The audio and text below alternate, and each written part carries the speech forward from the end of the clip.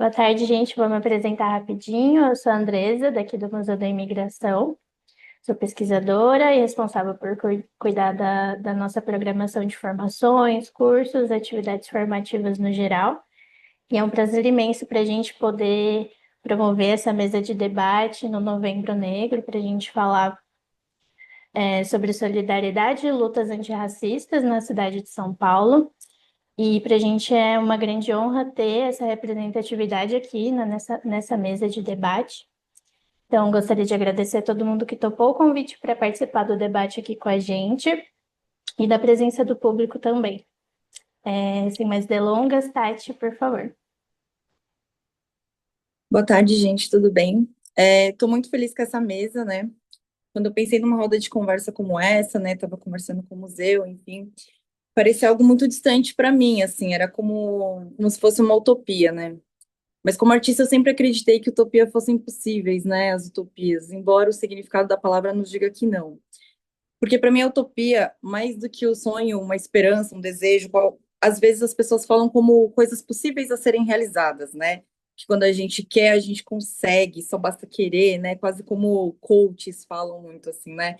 Como um discurso bem meritocrático, de que a gente merece conquistar os nossos sonhos, né? E a utopia não, ela sempre esteve para mim assim como algo quase que inalcançável, assim, porque o mundo tenta nos impedir de algumas coisas, né? E aí vem a luta, né? Não basta a gente querer, aí a gente tem que lutar, mas lutar nesse lugar, né? A utopia para mim é um lugar de luta, quanto luta política, né? São lugares que eu almejo alcançar, assim, quanto luta política. Mas é isso, enfim, para mim, né? E essa mesa hoje é quase que um caminho, né? Um caminho para um rumo, a uma utopia, assim, né? Que eu, como uma mulher amarela, acredito quanto uma luta antirracista. E aí, quando eu propus essa mesa para o Museu da Imigração, eu estava conversando com a Andresa, né, nesse processo, e eu pensei muito que tivesse que ter esse nome, né, a qual a solidariedade antirracista tivesse inserida, né, e eu pensei inspirada nesse livro do Henrique Marx Samin, que é Os Panteras Negras, uma introdução, e no capítulo 13, que eu vou iniciar aqui com vocês, o capítulo se chama Solidariedades Antirracistas. E ele começa com uma frase do George Murray, que fala assim: em resumo, todo o poder para o povo. Esses são princípios pelos quais todos os seres humanos podem lutar, e a luta está sendo travada por estudantes negros, marrons, vermelhos e amarelos, e por trabalhadores, bem como por brancos progressistas. E aí, nesse livro, ele conta a história de pessoas amarelas que estão inseridas na luta dos Panteras Negras, né, que fizeram parte dos Panteras Negras. E aqui ele traz uma luz de que é possível uma aliança entre grupos minoritários, né? Ele termina assim o capítulo. É, os Panteras Negras levavam muito a sério a luta antirracista, a ponto de compreender que ela só será verdadeiramente efetiva se ultrapassasse as fronteiras entre os diversos grupos não brancos. Existem outros movimentos que me inspiraram, autoras negras como Bell Hooks, Angela Davis, Jean Molu, Renée Leroux Lodge, que detectaram a importância e necessidade de inserir pessoas asiáticas, latinas e indígenas em suas lutas, as mulheres não brancas, imaginando um feminismo dissidente, para além do feminismo branco e hegemônico que a gente conhece. E além dos Panteras Negras, a emblemática fotografia de Malcolm X, após ter acabado de tomar um tiro e repousar sua cabeça no colo de uma mulher.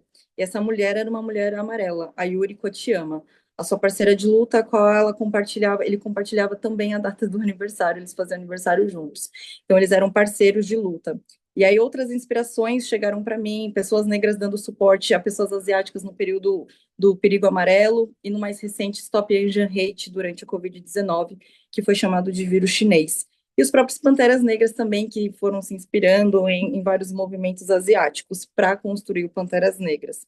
Né? E aí, chegando nesse recorte brasileiro e São Paulo, né, que é o tema da mesa, eu fui feliz em fazer parte do coletivo Amarelitude, no qual o Poroyo, que também está presente na mesa, também idealizou. E o objetivo sempre foi colaborar com a luta da UNANCA, em prol da restauração e preservação da Capela dos Aflitos, que fica no bairro da Liberdade, que é um bairro, na verdade, negro e indígena, e que hoje é chamado de bairro japonês, né? E que além de apagar com a verdadeira história do território, né, que é negro indígena, fetichiza e exotifica nossos corpos amarelos. Então, pensando nisso tudo, eu queria muito agradecer a presença de vocês, queria muito agradecer ao Museu da Imigração por esse espaço, as pessoas que toparam estar nessa mesa, e eu quero apresentar as pessoas, né, para o público que está aqui. É, quem está aqui? Clarice Pancararu, indígena do povo Pancararu, atua na promoção dos direitos indígenas em contextos urbanos e é supervisora de projetos culturais e programação no Museu das Culturas Indígenas. Paulo Chavonga, migrante angolano, artista visual, poeta e cineasta. Poroyua, descendente do povo indígena Ainu, no Japão, pesquisador autônomo de racialização amarela e criador da página Amarelitude. Sandra Morales, migrante peruana, descendente de indígenas quechua, ativista pelos direitos dos imigrantes no Brasil. A Mobiliza Saracura Vai Vai, que está representado por Vera Campos, que é uma articulação pela preservação do sítio arqueológico do Quilombo do Saracura, no bairro do Bexiga, aqui em São Paulo. E Wesley Vieira, pesquisador e educador antirracista, membro da UNANCA, que acabei de citar, que é a União dos Amigos da Capela dos Aflitos e do Instituto Tebas. Então, boa tarde, seja todo mundo muito bem-vindo, muito obrigado pela presença. Eu sou Tati Takiyama, vou mediar com muita alegria e um pouco de ansiedade, que eu estou muito feliz de estar aqui. Dá para perceber, acho que eu estou um pouco nervosa, porque é uma honra estar nessa mesa, assim, como eu falei, essa questão da utopia, essa questão da luta antirracista. E aí eu queria começar, né, abrindo, a gente vai começar, pode ser a Clarice, né, por favor. Para começar, a minha pergunta seria mais ou menos bem abrangente mesmo para a gente refletir sobre esse lugar dessa luta antirracista, dessa solidariedade antirracista. Vocês acham que é possível a gente ter uma solidariedade antirracista? Ou vocês acham que não é só possível, como já está acontecendo? Como que é para vocês essa visão sobre esse conceito mesmo de uma aliança antirracista, uma solidariedade antirracista?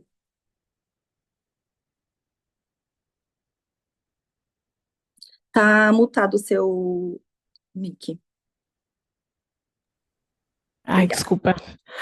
Boa tarde, pessoal. Peço licença aos meus colegas que vão compor a mesa. Eu cheio de tarefas e colocando mais tarefas sem dar conta, né? Mas, pelo jeito, eu tenho muita gente para falar, então eu vou sair daqui com a consciência tranquila. Bom, solidariedade. Solidariedade é quando a pessoa quando ela entende o outro. É nesse sentido que você quer falar? Posso? Pode Ah, não. falar. É mais uma questão de aliança mesmo. Solidariedade Aliança, porque foi inspirado nesse livro, né? Mas eu acho que é mais num lugar de aliança antirracista. uma aliança. Gente, eu nunca ouvi essa palavra, você acredita? Para mim é até estranha, sou estranha, porque se existe isso, eu desconheço. Eu totalmente desconheço. Porque venho de uma comunidade, eu venho da aldeia. Primeiro, que eu não tenho cara de índio, que é assim que o pessoal fala, né? Eu tô falando como o branco fala, como ele reporta até a mim. Você não tem cara de índio, tá? Eu já fui dar palestra e já ouvi isso de uma professora. Então, isso já me deixou constrangida. Entrei na universidade, temos um indígena, temos um índio aqui na universidade. Na época era esse o termo que usava. Índio, né? Não era indígena. Procurava o índio lá, estava eu, né? Que venho dessa miscigenação. Então, para mim é sempre muito complexo, né? Falar, eu tenho que estar sempre contando a minha história, né? Quem sou eu, da onde eu vim, quem é meu povo, por que que eu tenho essa cor, por que meu cabelo é assim, por que eu não tenho a cara do índio que muitos esperam, né? O estereotipado, né? Querem o indígena da Amazônia.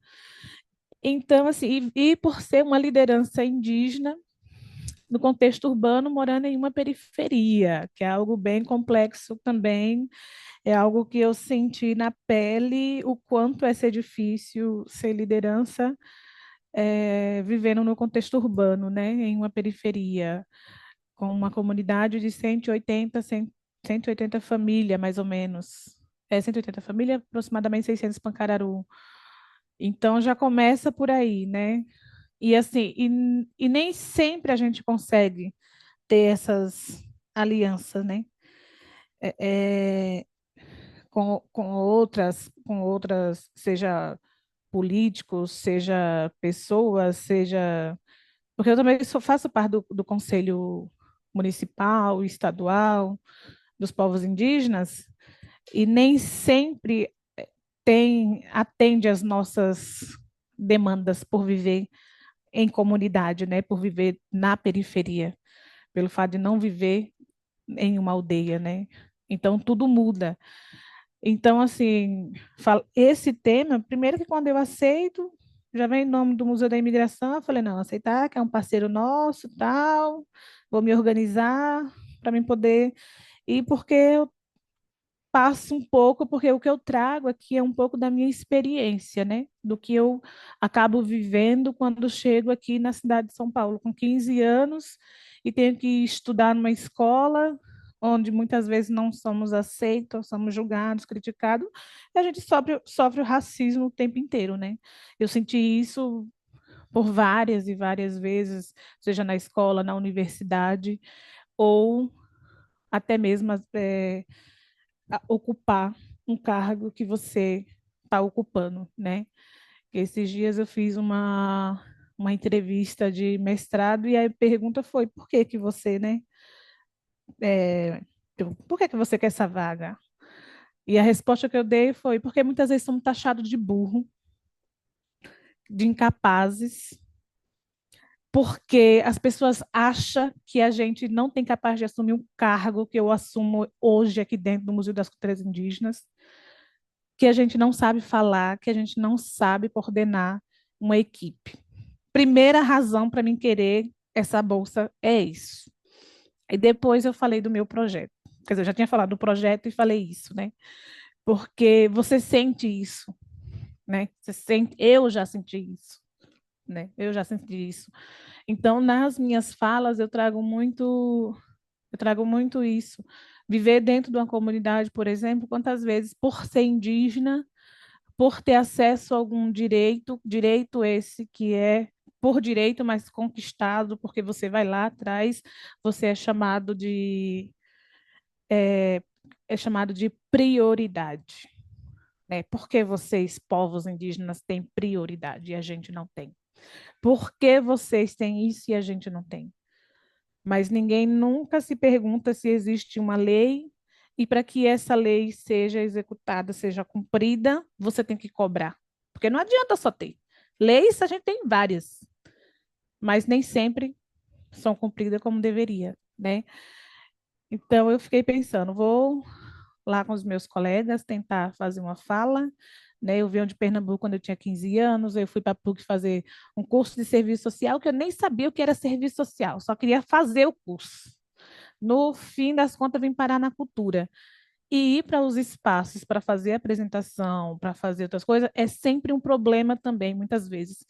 Às vezes eu falo assim, gente, a universidade ela não está preparada para essa conversa. Os lugares para fazer apresentação não está preparado para fazer essa conversa com a gente, porque quando eu falo, a gente é convidado para fazer a apresentação com os roupão, para levar os praiar, aí eu peço uma sala reservada só para os meninos. Ah, mas é camarim, é um show, é uma apresentação, é sei lá o quê, então tem que estar todo mundo junto. Então, e daí eu fico pensando, as pessoas elas não estão preparadas para essa conversa, porque eu falo, olha, é uma apresentação, mas também é uma cultura, né? Eu trago uma vivência, estou trazendo uma vivência para vocês. Eu não estou trazendo um espetáculo, não é uma peça de teatro. Eu estou falando da minha cultura. Eu estou trazendo o meu povo para fazer alguma coisa para vocês aqui. E tem que ter uma sala para isso, tem que ter. Então, antes de qualquer coisa, pesquisem sobre o povo. Procure saber melhor sobre o povo. Antes de querer fazer projeto ou querer que faça alguma coisa na instituição, porque isso é importante. E não é luxo ter uma sala a mais para os meninos se trocar. É uma questão de respeito que a gente tem com aquelas vestimentas e com as pessoas que vão usar elas, né? Então, acho que viver aqui é muito complexo, né? É você ter que se reafirmar o tempo inteiro. né? Eu falo que eu passei por um processo de reafirmação de identidade. Eu chego na cidade com 15 anos, daqui a pouco eu não sabia mais quem era eu, onde eu estava, meu povo, eu sabia onde que eu estava, mas eu já não sabia mais onde que eu ia buscar o meu conhecimento, continuar, como que eu ia ver um praia dançar, como que eu ia participar dos meus rituais, né? Sem ter medo de sair na rua, como que eu ia conseguir mudar aqui dentro desse território, né? Como que a gente ia pisar nesse chão de concreto para dançar o nosso toré e em outros espaços levar a nossa cultura, a nossa apresentação. E muitas vezes nas próprias apresentações a gente sente isso, né? Às vezes é receptivo e quando não é receptivo. Quantas vezes a gente foi fazer a apresentação e as pessoas passavam, olhavam, o que é isso? Tipo, o que é isso? E nunca parou. Quantas vezes a gente vai dar, às vezes, dar uma palestra e não tem ninguém, a não ser a própria instituição? Será que é porque não foi divulgado? É porque as pessoas não têm interesse. Aí daí eu trago, mas se não tiver ninguém para ouvir, eu vou falar para quem? Não adianta eu querer falar e não ter ninguém para ouvir, né? Então, eu acho esse tema ele é muito forte, porque ele mexe, ele passa por vários lugares, né? Por onde você anda, e são poucos é, apoio. Você não tem tanto apoio assim.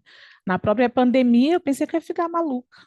Eu tinha 600 pessoas, 180 famílias, buscando apoio da associação, e a associação não tinha apoio de ninguém.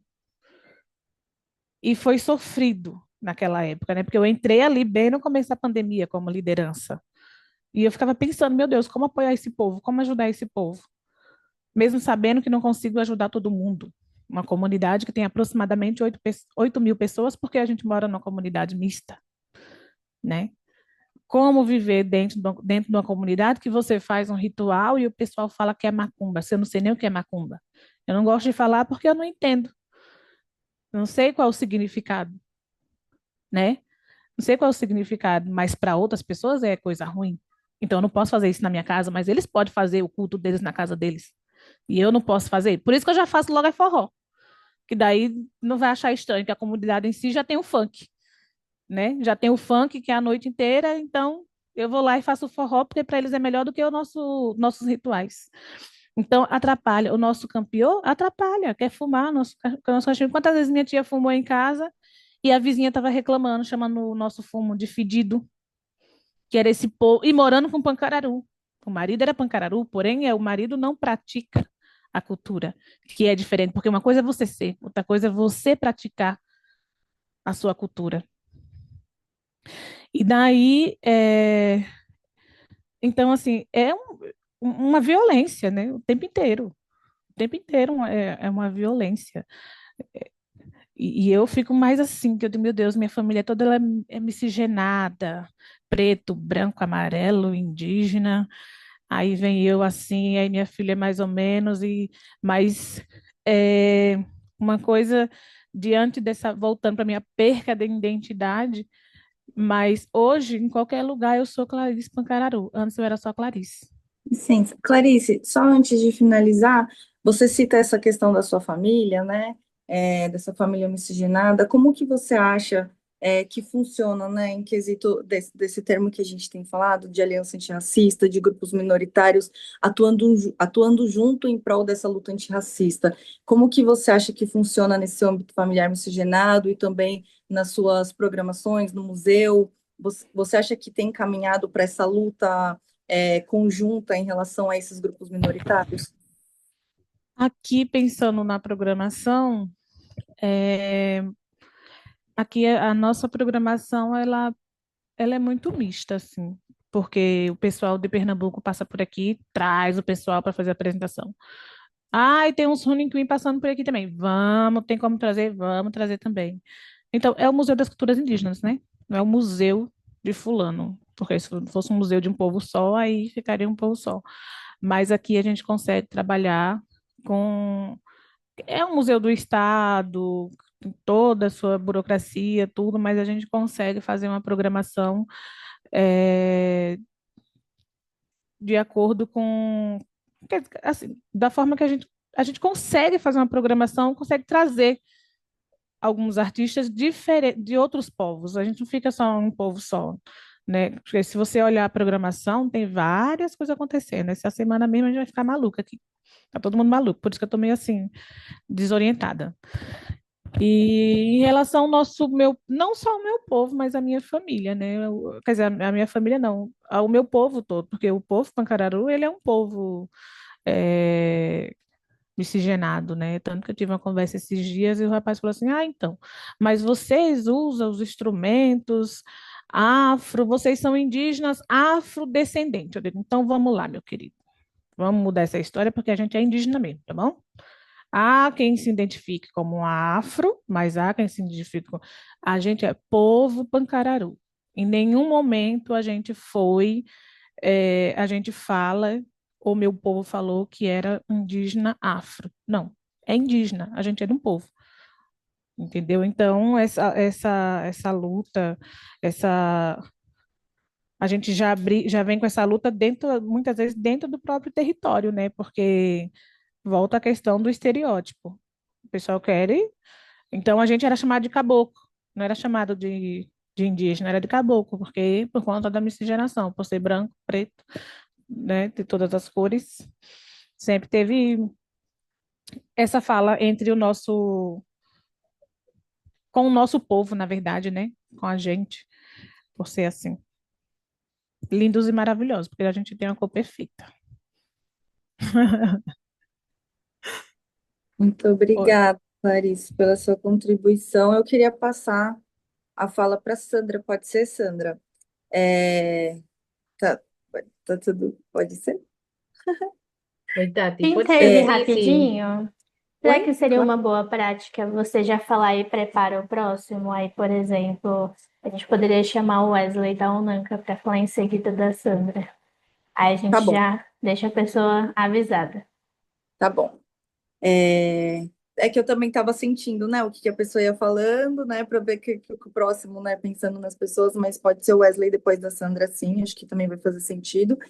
E aí, Sandra, pegando esse gancho das coisas que a Clarice falou, né, e também essa questão, né, do tema da mesa, da questão da solidariedade antirracista, e aí eu vou reforçar que essa palavra solidariedade, né, ela foi inspirada nesse livro, mas é uma questão de mais de aliança mesmo, né, como que você enxerga isso, se é possível a gente pensar isso nesse contexto de São Paulo, né, o contexto de São Paulo, pela questão geográfica na qual a gente está inserido mesmo e ser o tema da mesa, mas se é possível a gente pensar num movimento de aliança, né, antirracista mesmo, como que é para você, suas percepções.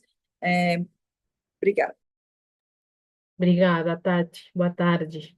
Gente, vou avisar para vocês que minha internet está bem ruim desde ontem e os técnicos não conseguiram chegar hoje, então espero que a internet me ajude. Por enquanto me estão escutando e olhando bem, né?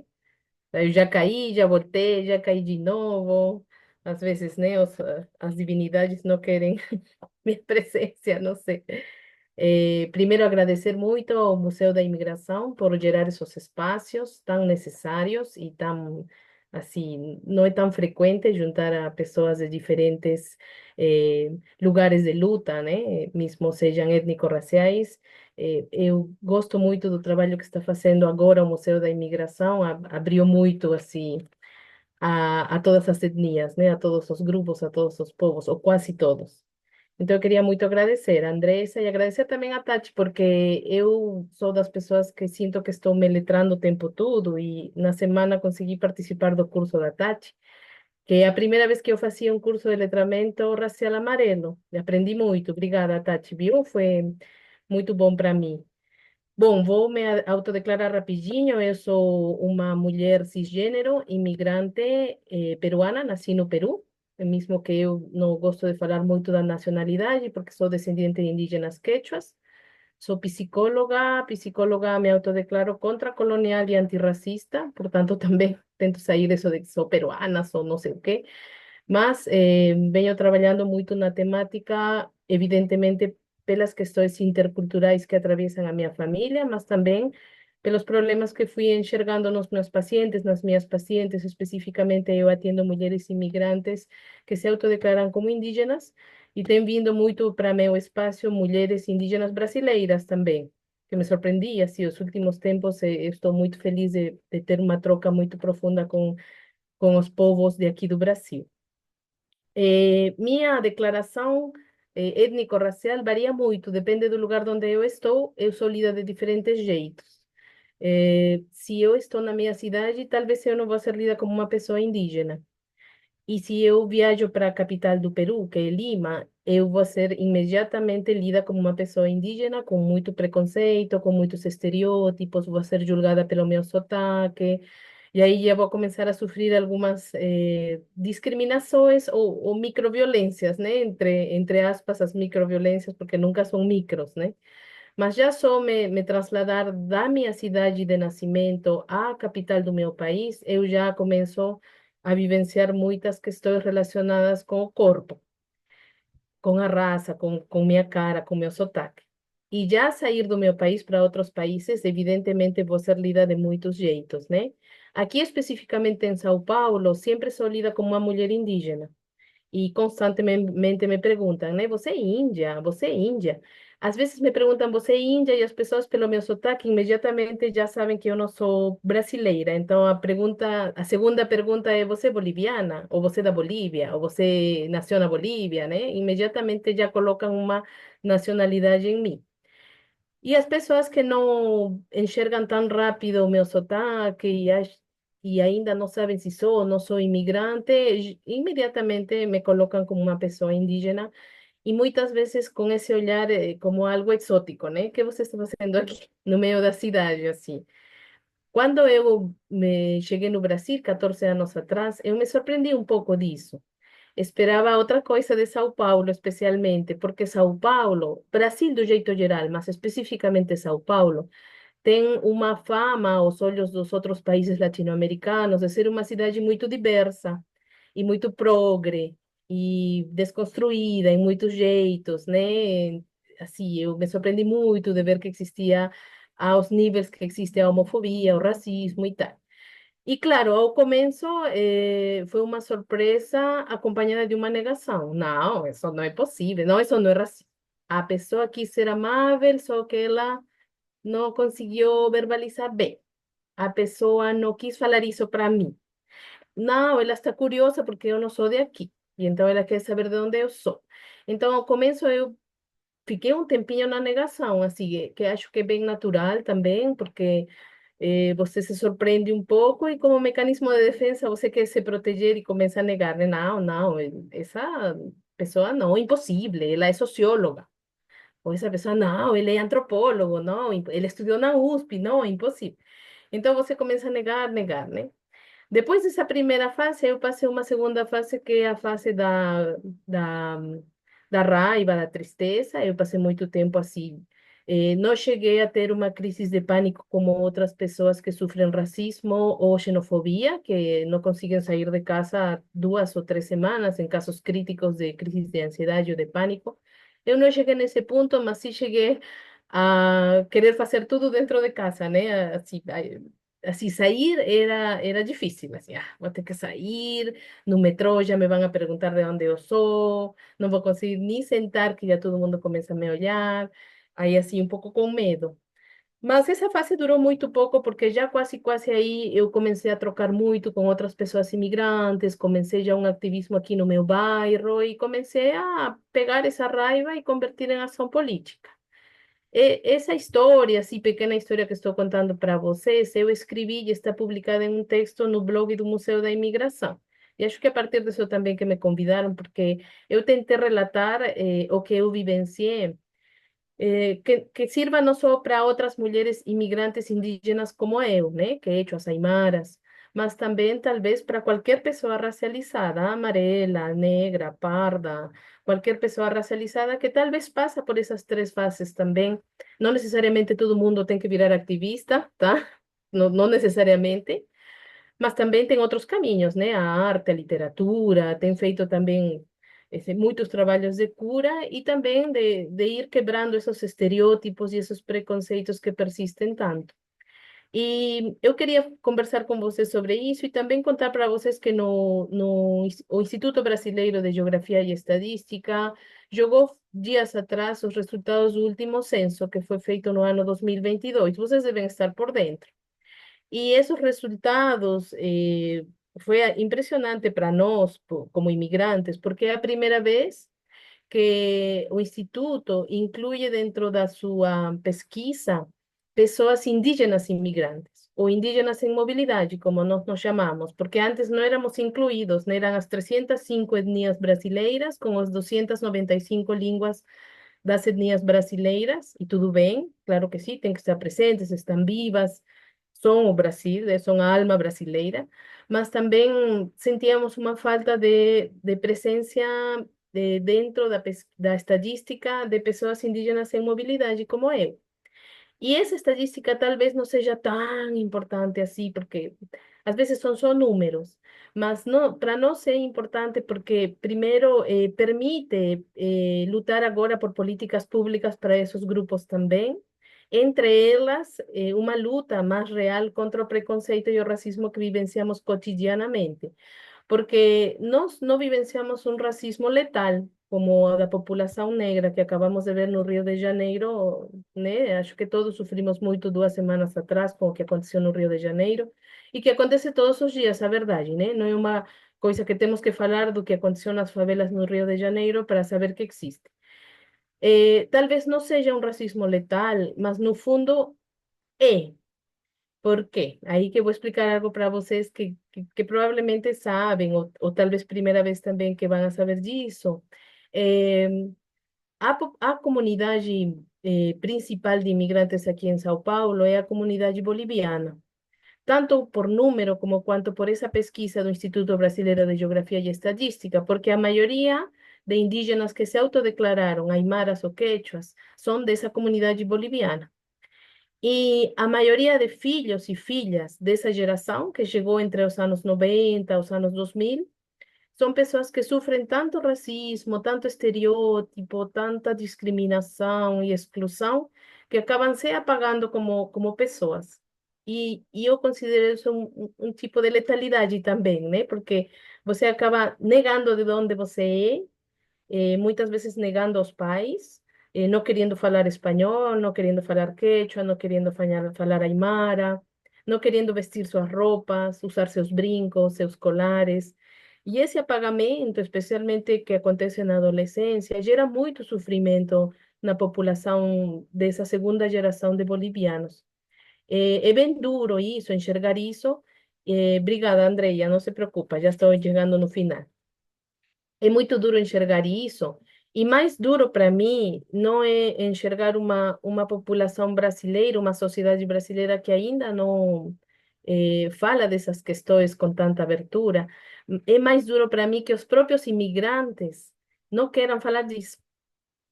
E os próprios imigrantes indígenas falem que não, que o Brasil é um país acolhedor e temos que agradecer e pensar sempre que é um país acolhedor.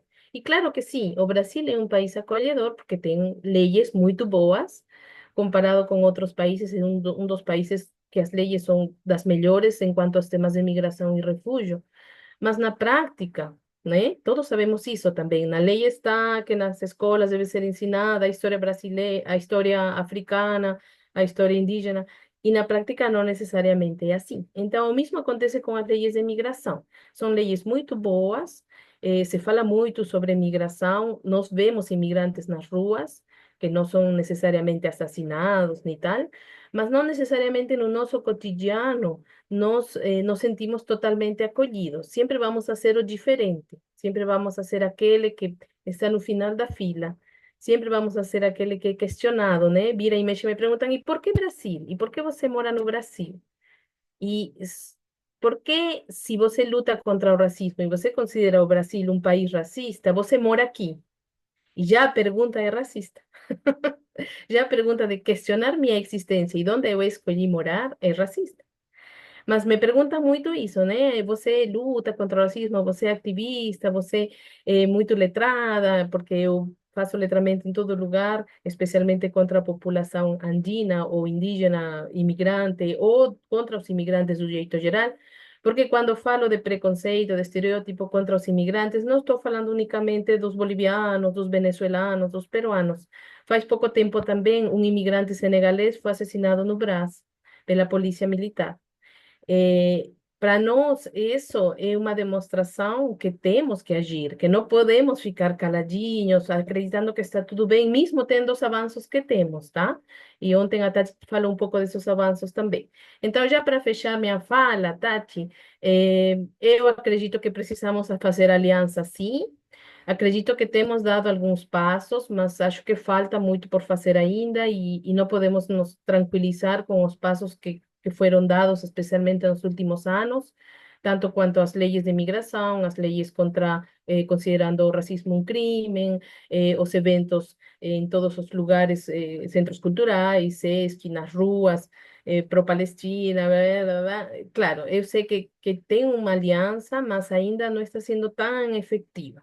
Eu acho mesmo assim que temos avançado. O fato de estar aqui todos juntos desde diferentes vozes já também é uma demonstração que temos avançado, mas não é só um fato. Eu acho que é uma necessidade continuar lutando, continuar discutindo essas coisas, convidando as pessoas a refletir que existe e que temos que nos letrar tempo todo, para saber que existe, que podemos falar e que não.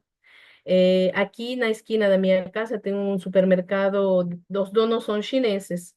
E minha filha sempre fala, né? Vamos a comprar donde é o chino. Em espanhol é chino, né? Não é chinês. Vamos comprar no chino. E todos os dias eu falo para ela, filha, não se fala assim. O supermercado se chama Montebello, vamos a comprar no Montebello. Porque você não gostaria que chamem a sua mãe, vamos na casa da peruana. Olha essa peruana ou essa indígena. Então vamos nos corrigir todos os dias. E ela fala, é verdade, esse trabalho com a infância, com as crianças, com os adolescentes, é um trabalho que tem que ser muito consciente, porque bem, eu poderia falar chino e tudo bem, ou chinês, e continuar chamando de chinês, chinês, e talvez nem sejam chineses, talvez sejam coreanos, japonês, e todo mundo chamando de chino, né? Não está bem. Então é um trabalho assim de gota a gota que eu acho que todos devemos fazer por todos. Não vou falar para minha filha só do histórico da diáspora africana no Brasil, vou falar também do letramento racial amarelo, agora que eu tenho maior informação, vou falar do letramento racial indígena e de todas as questões que eu sei, saiba que essa nova geração vai ter que chegar de outro jeito, vai ter que fazer as coisas de outro jeito. E acho que com isso fecho por aqui. Deu os 15 minutos ou foi mais, menos? Desculpem, viu? Acho que foi Perfeito. mais, né? Obrigada. Não, tá ótimo. Obrigada, Sandra. Agora eu vou passar a fala para o Wesley, pode ser? O próximo pode ser o Poroil, já que também, né, tem uma questão que a gente estava falando da amarelitude, enfim. Boa tarde, pessoal. Me ouvem? Agradeço o Museu da Imigração, agradeço toda a equipe que entrou em contato comigo para poder organizar essa fala e também a banca presente. Já de primeiro momento, eu gostaria de depois ter o contato da Sandra, queria muito falar com você. E aí eu já me apresentando e também explicando por que eu quero o contato da Sandra. Eu sou professor, além de atuante no movimento, nos movimentos que a gente chama de Movimento dos Aflitos, aqui no bairro da Liberdade, por conta da Capela do Cemitério dos Aflitos e do futuro Museu dos Aflitos. Eu também sou professor, e eu sou professor numa escola chamada Espaço de Bitita, não sei se Sandra conhece. O Espaço de Bitita é a escola em São Paulo com o maior número de imigrantes, mas assim, disparado de todas as outras. E um número acentuadíssimo de crianças bolivianas, peruanas e venezuelanas, tanto de primeira quanto de segunda geração. E a gente passa exatamente, eu sou professor dos adolescentes, 7º anos, são 12 anos, eles têm 12, 13 anos, e passa exatamente pelo que a Sandra falou, uma tentativa de apagamento de suas próprias identidades. Então, gostaria muito de falar com a Sandra depois para fazer um contato com a escola. A solidariedade ou essa união, essa aproximação da étnica dos diferentes atores. Aqui, pela experiência, e eu vou falar da experiência que tivemos aqui na Liberdade com o Movimento dos Aflitos, que se inicia em 2018, nós tivemos muita coisa nesse sentido. Muita junção entre diferentes entidades com diferentes letramentos raciais dentro desse movimento. Entretanto, acontece uma coisa também, Tati, que nós somos muito ansiosos, né? Nós estamos numa sociedade ansiosíssima, porque as coisas estão meio que dando. As coisas todas estão oferecendo resultados rápidos. Tem sempre um aplicativo, agora, tem sempre um aplicativo que rapidamente atende algum anseio seu. E talvez a gente introjete isso também para as nossas demandas sociais. A gente também queria um aplicativo que com 3 cliques desse o resultado, e as coisas não são bem assim, e aí a gente fica nessa ansiedade de que os movimentos precisam estar muito mais unidos, e eles estão unidos na medida que eles estão conseguindo, porque o que a gente precisa sempre se lembrar é que o aparato colonial, em toda a América, de ponta a ponta, do Alasca à Terra do Fogo, ele foi uma empresa, ele foi um projeto e uma tecnologia muito bem sucedida. A gente tem que entender que foi muito bem sucedida, aceitar que foi muito bem sucedida, primeiramente, que é para a gente entender que o combate a ela não é trabalho de uma geração, é trabalho de várias, né? A gente tem, só para fazer uma metáfora, a gente tem aquelas borboletas monarcas que migram do Canadá e dos Estados Unidos para o México para fugir do inverno nesses lugares. Só que a geração que vai chegar não é a geração que saiu. Elas migram e elas vão morrendo no caminho. Mas a geração que está nascendo sabe que ela tem que ir para o México. E como é que ela sabe disso? Ela sabe que ela tem que ir para o México. E depois ela vai voltar para Estados Unidos e Canadá. E a geração que vai voltar não é a que saiu do México. Ela morre pelo caminho. Mas a próxima geração que nasce sabendo que tem que ir para aquele lugar. Então a gente vai ter que introjetar tanto no movimento dos Panteras Negras que você citou, quanto no movimento Negritude, quanto no movimento da consciência negra, do panafricanismo, todos esses movimentos do sul global, eles foram grandes, né? E aí a gente precisa entender que o que a gente vai fazer precisa ficar para outras gerações. E essas outras gerações é que vão possivelmente ver resultados que a gente não está conseguindo ver agora por conta da nossa ansiedade ou porque eles não estão prontos ainda, tendo em vista que o aparato colonial é extremamente bem sucedido. E aí, para exemplificar com relação aqui à liberdade, foi por isso que você me convidou, o aparato colonial aí é tão bem sucedido que, num determinado momento, se interessa, a partir de preceitos turísticos e mercadológicos, transformar o bairro da Liberdade no bairro japonês de São Paulo, numa cópia do que acontece nos Estados Unidos com Chinatown. Achou-se que era uma moda bacana fazer isso nos anos 70. Isso foi feito especificamente em 74, em 1974, porque havia muitas lojas e muitas famílias, sobretudo japonesas, aqui no bairro da Liberdade. Só que elas não apareceram assim de um dia para o outro, com suas lojinhas, com suas vestimentas, com seus letreiros em japonês e com suas comidas típicas. Elas passaram por um processo gigantesco para poder chegar nesse ponto, que foi a chegada do navio Kasato Maru em 1908, a partida desses povos a partir do Museu da Imigração para os trabalhos nas lavouras, e estamos falando aí de 8, nós estamos falando de 20, cerca de 20 anos, 25 anos, depois da abolição. E 25 anos não é tempo suficiente para se mudar uma estrutura de pensamento. O pensamento escravista dentro dessas propriedades de café, ele estava acostumado com o trabalho escravizado, que ele teve por mais de 300 anos. Portanto, ele trata como escravizados os japoneses que aqui chegam. O tratamento é muito parecido. O trabalho era muito pesado e o tratamento terrível. Eles começam a vir para a cidade. Chegam em São Paulo entre 12 e 16, várias famílias que se alojam numa rua chamada Conde de Sarzedas. Essa rua não tem uma referência sequer sobre os japoneses. para a gente perceber o quanto o turismo do bairro japonês ele não é de memória, ele não é de ancestralidade, ele não é uma valorização da ancestralidade japonesa. O bairro foi feito apenas para fazer dinheiro e foto no Instagram, antes mesmo do Instagram ser pensado. Porque se fosse de memória, se fosse de ancestralidade, eles teriam erguido uma placa, no mínimo, na rua Conde de Sarzedas, agradecendo aquela rua que teve 400 famílias japonesas e que nos livros que eu li para poder fazer a minha dissertação, conta-se que a rua cheirava miso.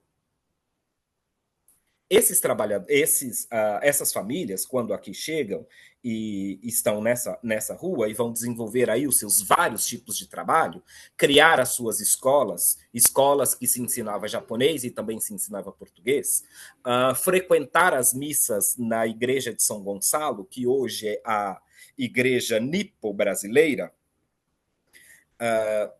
eles são surpreendidos e devastados pela Segunda Guerra Mundial. Sobretudo em 1943, quando o governo Getúlio Vargas promove um decreto de dispersão das colônias do eixo. Lembrando que o Japão está do lado oposto ao que o Brasil entrou em 43. Portanto, é preciso dispersar as colônias do eixo. As colônias alemãs, as colônias italianas e as colônias japonesas. O que se faz com uma rua que tem 400 famílias japonesas? A dispersão desse povo japonês dessa rua é que os levou a estar na Rua São Joaquim, na Rua da Glória, na Rua dos Estudantes, na Rua Galvão Bueno, a se espalhar pelo bairro. Aí, nos anos 70, voltando lá ao turismo mercadológico, nos anos 70 existiam essas lojas espalhadas por todos os lugares. Mas vejam o motivo pelo qual essa população se espalhou. Não foi o motivo de nós estamos bem economicamente, vamos nos expandir aqui por esse território. Não, foi um decreto. Foi um decreto de um presidente que tinha inclinações nazifascistas, mas que foi obrigado a estar do lado dos Estados Unidos e que não só dispersou o povo japonês, mas também saqueou as suas poupanças, proibiu o uso da língua, fechou as escolas japonesas, proibiu a circulação dos jornais em língua japonesa. Foi tudo isso que esse governo fez com o povo japonês. E aí vira um turismo mercadológico, que, como eu falei, ele não é de memória. Esse turismo mercadológico, que não é de memória, serviu como encobrimento de camada de memórias ancestrais anteriores. Memórias tais indígenas, porque era uma aldeia indígena, e negra, africana, afro-brasileira, por conta da escravidão. Nesse território que hoje é a Liberdade, logo atrás da Sé, nós tínhamos o Pelourinho, a Forca, onde hoje é o metrô, e o Cemitério dos Aflitos, que era o cemitério destinado a enterrar os povos indígenas, os escravizados e os enforcados, porque não se podia enterrar nos mesmos lugares que a população católica, a população branca. Então precisava se criar um cemitério especialmente para essas pessoas. Veja que logo no começo do bairro da Liberdade, porque ele começa ali atrás da Igreja da Sé, ele é o espaço, nos séculos 17 e 18, ele é o espaço em que ficam os instrumentos de tortura e morte. É assim que a cidade era organizada. Então, a desagregação da cidade, ela também, dos povos, ela também é espacial. É mostrado quais são os espaços que esses povos podem estar. O cemitério é desativado em 1858 e rapidamente a igreja vende os terrenos do cemitério, que onde hoje estão algumas dessas lojas. As lojas foram construídas em cima do terreno do cemitério. Os remanescentes humanos não foram retirados desse solo.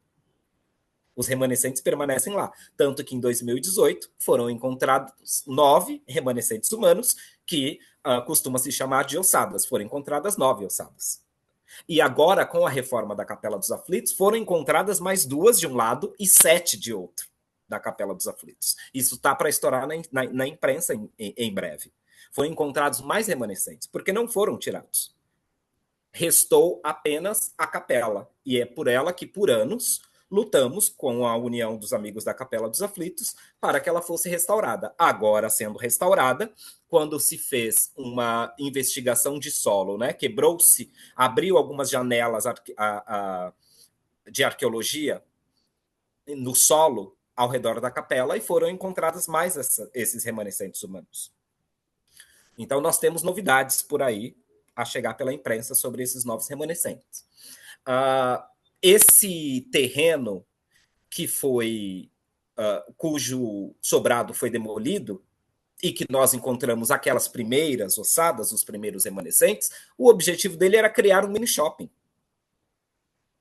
Ele começou a fazer a estrutura para esse mini shopping, porque não basta ser o bairro fictício japonês, perfeito, não basta ser o bairro fictício japonês, ele também precisa insistir num modelo que não faz mais sentido, que é esse modelo de shopping, de aglomeração de pessoas, de fetichismo por mercadorias de qualidade duvidosa, muitas vezes, ou que serve apenas para tirar uma foto e dizer, ó, eu vim aqui, eu comprei isso, eu tenho esse chaveiro, eu tenho essa lembrancinha. Então, esse projeto de encobrimento de camadas, ele continua em voga, porque esse projeto colonial, ele foi e permanece sendo uma empresa de grande sucesso. E aí não houve outro movimento senão alianças para se construir um movimento dos aflitos. Foram mais de 70 entidades, mas aí eu vou concordar com a Clarice em alguns pontos. No frigir dos ovos, quando a gente precisava, eram 3 ou 4 que estavam lá. Mas sim, tem uma questão dessa da nossa ansiedade de querer que as coisas, de querer fazer a revolução em 1 minuto. Mas a revolução e o movimento é algo que tem um processo no tempo, num tempo que não é exatamente o tempo das nossas ansiedades. E aí a gente vai tentando pavimentar caminhos possíveis para gerações outras fazerem aquilo que a gente, enquanto comunidade, enquanto grupo, entende que é preciso ser feito, que é uma reparação de tudo isso que fizeram de nós. Muito obrigado, era isso. Muito obrigado, Wesley. Coroiua, pode? E prepara o chavunga depois, né? Isso, desculpa. Paulo Chavonga pode ser o próximo, depois do Poro, pode ser? Será que ele tá?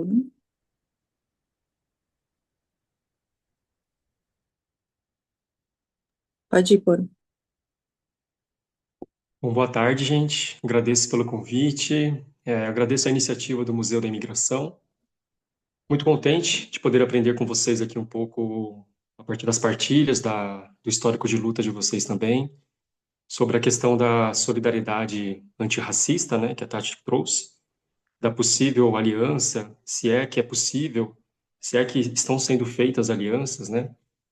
Eu penso muito num outro sentido, sabe? Eu acho que o termo solidariedade, ele ajuda a gente a pensar nesse tipo de agência, né, da construção de um sujeito coletivo que não se restrinja à etnicidade ou à racialidade de somente um determinado grupo, mas ao mesmo tempo eu penso no sentido daquilo que eu aprendo, inclusive, né, com os movimentos negros, indígenas, num sentido mais de responsabilidade, né, responsabilidade sobre o problema racial, o problema do que é o racismo, né? E aí, falando enquanto uma pessoa amarela, que pesquisa a racialização amarela, e tenta me debruçar sobre o tema desde 2017, né? De forma autônoma, e fala a partir de uma territorialidade aqui em São Paulo, que é a Zona Leste, né? Uma intersecção aqui entre Sapopemba e Aricanduva. A forma como eu entendo essa solidariedade, essa responsabilidade coletiva a partir da amarelitude, é de que, primeiramente, né, enquanto pessoas amarelas, a gente precisa retomar a memória que nos foi roubada, e essa memória inclui, né, o bairro da Liberdade, como muito bem expôs Wesley, né?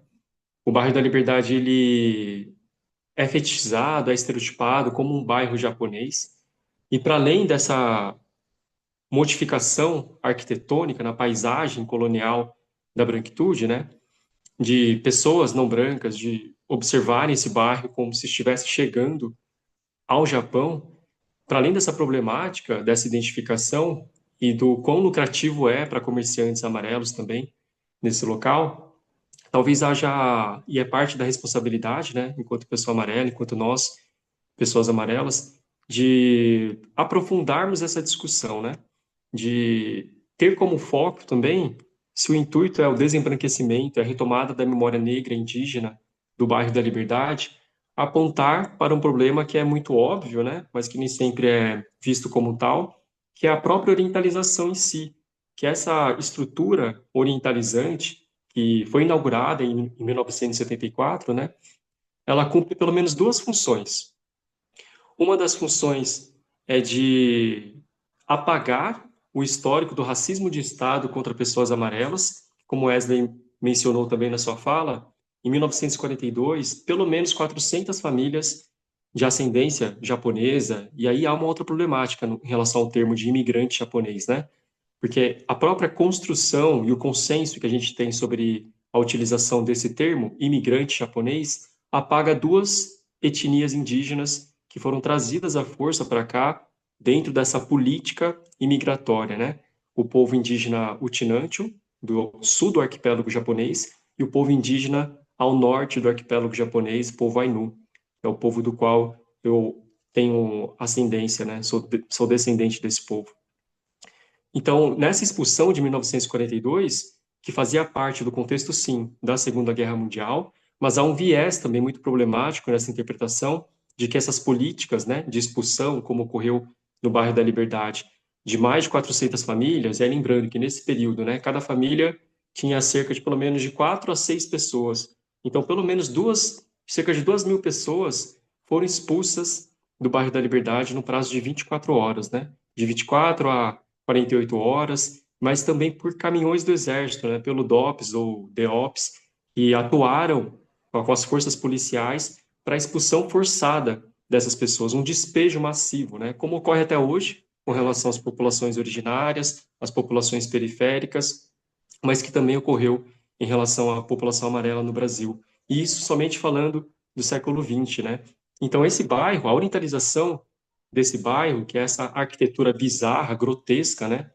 Totalmente fictícia, mas também que, para além de fictícia, ela tem um grau de perversidade que não violenta somente a subjetividade de pessoas amarelas. Ela deveria violentar a subjetividade de pessoas brancas também, né?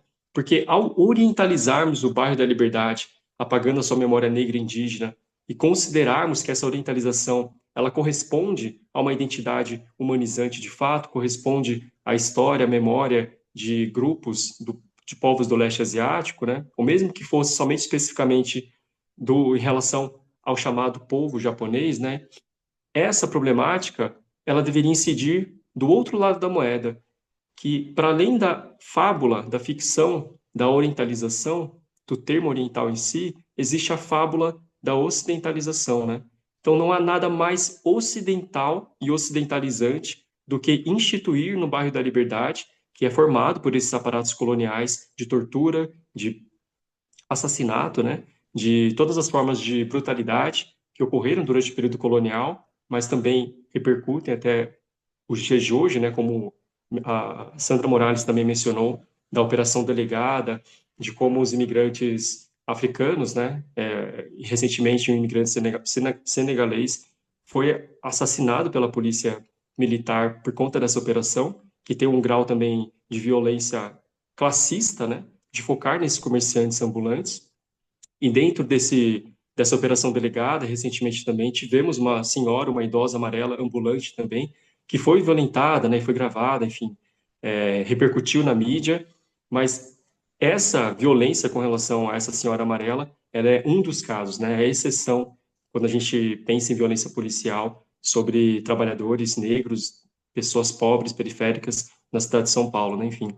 Então, a orientalização, ela é um problema para nós, pessoas amarelas, mas ela é um problema em si, que deve ser combatido, né? E como responsabilidade da nossa parte, né, enquanto pessoas amarelas, é trazer essa discussão, retomar a historicidade colonial desse bairro, a historicidade colonial do próprio Brasil, né, de como a presença amarela ela é inserida no Brasil não por políticas de embranquecimento, mas ela ocorre também por conta do tráfico de chineses no século XIX, em 1809, no Rio de Janeiro, e de lá para cá, de 1809 até pelo menos 1948, o Estado brasileiro produziu políticas contínuas racistas de Estado contra pessoas amarelas, que inclui campos de concentração, para além do tráfico humano, né, tráfico de chineses e do trabalho forçado, né, da escravização desse grupo populacional, campos de concentração, proibição da língua, como foi mencionado também, um zoológico humano produzido por ordem do interventor Manuel Ribas, no Paraná, que funcionou pelo menos de 1943 a 1945, um zoológico humano que primeiro separava os pais das crianças e colocava essas crianças em escolas agrícola-militares, para a gente observar que essa discussão sobre escolas civis militares, né, é algo que remete ao histórico do próprio Estado brasileiro, que tenta implementar esse tipo de educação. Então, eram escolas agrícola-militares para separar os pais das crianças e dificultar a fuga desses espaços, né, que eram campos de concentração. E esse zoológico humano funcionou até o final da Segunda Guerra Mundial na Granja do Canguiri, e tinha como objetivo humilhar também, produzir uma violência simbólica com relação aos adultos que ficavam em zonas de animais, né, em currais, e aos finais de semana, as crianças da escola estadual do Paraná, de Curitiba, que melhor tivessem conseguido ali juntar material de reciclagem, né, que era uma gincana organizada à época por esse governo de Manuel Ribas, tinham direito a visitar essa escola, oferecer capins para esses imigrantes japoneses, né, mas que inclui o Chinanchu e a Ainu também. Então, esse tipo de violações que ocorreram, né, de racismo de Estado, também tem a ver com o histórico do bairro da Liberdade. Essa orientalização, ela apaga o histórico dessa violência contra a população amarela. E ao apagar essa violência contra a população amarela no próprio bairro da Liberdade, o que ocorre é um reforço de um mito que foi criado durante o século XX, na década de 30, que é o mito da democracia racial, de que esse país não é racista, que esse país, que o povo brasileiro é um povo muito cordial, é muito acolhedor. Na verdade, a gente está falando de um país que é o último país a abolir a escravidão e em todas as suas resultantes torna esse povo bastante hostil, né? Isso não quer dizer que a população brasileira no geral é hostil, mas em termos de construção de subjetividade, de negação da alteridade dos grupos que não são considerados como parte dessa ideia de brasilidade, isso inclui pessoas amarelas, isso inclui também a população negra indígena, isso inclui imigrantes de levas recentes, né, de ondas recentes de imigração, como da imigração de bolivianos, peruanos, venezuelanos, como foi mencionado aqui, mas haitianos também, de nacionalidades africanas. Toda essa construção de brasilidade, ela não suporta, ela não foi construída para abarcar essas outras identidades, né? Então, falar sobre solidariedade antirracista, e sobre responsabilidade, que é no meu caso, como eu entendo, né? Eu acho que é a partir de pessoas amarelas, primeiro passa por essa retomada dessa memória e tentar compartilhar o máximo possível com um público mais amplo, né? A necessidade da gente desorientalizar não só a imagem que as pessoas têm de pessoas amarelas, dessa fetichização, mas também desorientalizar a estrutura do bairro da Liberdade, né? De ter nem como um esforço imaginativo a possibilidade de retirarmos todas as iluminárias, por exemplo. O primeiro passo foi dado no Beco dos Aflitos no ano passado, como uma demanda histórica, né, do movimento dos aflitos e da UNANCA, a retirada dessas luminárias do Beco dos Aflitos, mas por que não imaginarmos a possibilidade da construção de um espaço que se torne uma grande comunidade pedagógica antirracista e sirva de exemplo, né, de que é possível a gente agir sobre uma determinada territorialidade, assim como o Estado fez, né, na época do governo de Paulo Maluf, orientalizando esse bairro, é possível passarmos também e demandarmos com urgência a desorientalização desse território. Muito obrigado, Poro. Agora posso passar a palavra para o Paulo Chavonga? Pode ser? Pode ser, Tati. Consegue me ouvir bem, todo mundo? Sim. Muito boa tarde a todos. Muito obrigado pelo convite e parabenizo a organização É sempre um prazer, sempre que recebo algum convite do Museu da Imigração e principalmente para contribuir de alguma forma com debates dessa natureza. Eu gosto muito e parabenizo a organização, principalmente porque o que parece aqui bom, a mesa está muito bem composta, parecem várias cores, sei lá, diferentes que vão formando algo, sei lá, muito bonito e importante. E ouvir a fala de todo mundo e dá para perceber, inclusive, deu para pensar em várias ideias e fui gerando algumas identificações. E, bom, como a Tati me apresentou muito bem, eu sou de Angola, né? Então, por isso que eu falei dessa composição, tipo, nós somos bem diferentes e temos ideias diferentes, a gente tem vidas, realidades diferentes. E a fala, por exemplo, a primeira fala acho que foi da Clarice, me chamou a atenção, porque tem um escritor egípcio que ele diz que isso se encaixa, inclusive, também, não só em termos de deslocamento, mas também identidade, que ele diz que lar não é onde você nasce, mas onde cessam todas as suas tentativas de fuga. Isso me fez pensar, gerou essa identificação, porque desde que eu cheguei, eu saí vindo de uma realidade muito difícil, né? Tanto que nas minhas obras eu questiono esse imaginário dos brasileiros sobre imigrante africano e negro, mas ao mesmo tempo desafio uma realidade que é muito complexa, né? Porque apesar do que a mídia passa, né? Tem um pouco de realidade, mas como diz a Chimamanda Ngozi, não é que os estereótipos eles não sejam verdades, mas é que eles são incompletos, né? Então, desafio essa realidade muito complexa do meu país.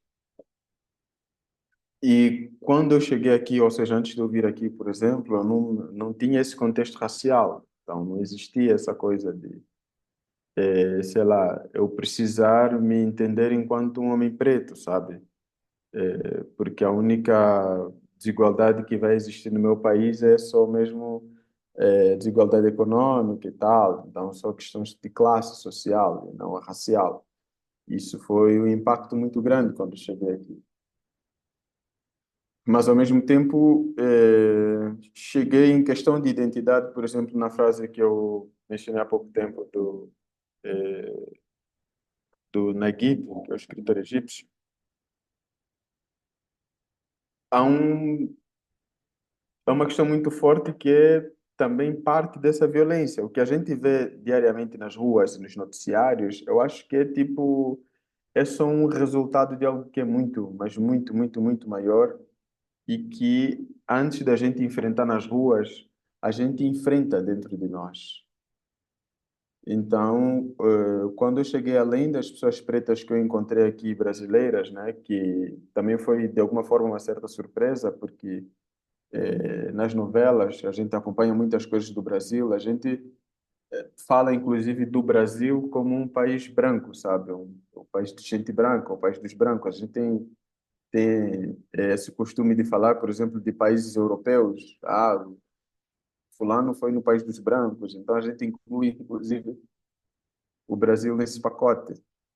E por isso é que quando a gente chega aqui, isso se torna um choque. Por exemplo, quando a gente vê a seleção brasileira jogando, por exemplo, isso eu tenho um filme, Sonhos Exilados, e uma das coisas em comum que chamou a atenção para muitos, para poderem escolher o Brasil como um país que estava evoluindo muito e tal, era justamente o fato de, por exemplo, pelo futebol, né? A seleção ser uma seleção que tinha muito destaque, ganhava tudo e tal, ganhou muitas copas e tinha muitos jogadores pretos, sabe? Mas quando eu chego, não deixo de ter esse impacto, né? De tipo, cara, tem muita gente preta aqui e quando eu encontro essas pessoas pretas também como no meu país a gente está acostumado, né? Por exemplo, por mais que sejamos todos pretos, mas somos muito diferentes, temos também etnias diferentes, sabe? Como são os indígenas aqui também. Então a gente está acostumado a se tratar, tipo, a gente se reconhecer de alguma forma, através de algumas características físicas que muitas pessoas podem não notar. Por exemplo, é outro impacto que eu sofri quando eu cheguei aqui, as pessoas, eu com um senegalês, com um congolês, a gente é colocado todo mundo no mesmo balaio, sabe? E é isso. E lá a gente está acostumado a se reconhecer de acordo com alguns traços para ver de onde pertence, sabe?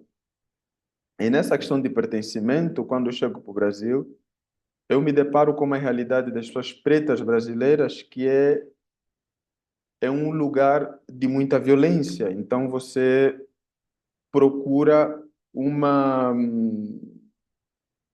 procura uma maneira de fugir e achar um lugar acolhedor para você, sabe? Mas de alguma forma há uma diferença entre identidade ou como você é visto com como você se sente, sabe? O seu lugar de conforto, o lugar em que te acolhe, entende? E nesse contexto, por exemplo, no Brasil, o que vai contar como você vai ser visto pela sociedade não é muito como você, não é muito quem você é, ou seja, a sua identidade em si, mas como as pessoas te veem, sabe? Então, isso conta muito na hora que você vai sofrer racismo, né? Porque talvez diferente dos Estados Unidos, por exemplo, aqui no Brasil é por fenótipo, né? Tanto é que existe essa coisa de tipo, quanto mais claro você for, não que você não sofra violência, sabe? Mas você consegue circular um pouquinho mais, você entendeu? E eu, assim que cheguei, falando também da minha experiência, eu fui conhecendo pessoas mais diferentes, além das pessoas pretas, pessoas indígenas também.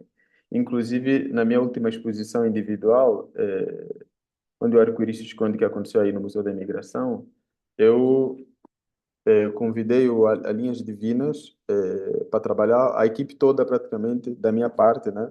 Eu sou além do pessoal do museu, né? A assessoria de imprensa era comandada por um grupo de pessoas provenientes do Japão. A montagem ficou por parte da Linhas Divinas, e que é um coletivo comandado pela, pela Nina, né? Maria Nina. E também teve na montagem um papito que era um imigrante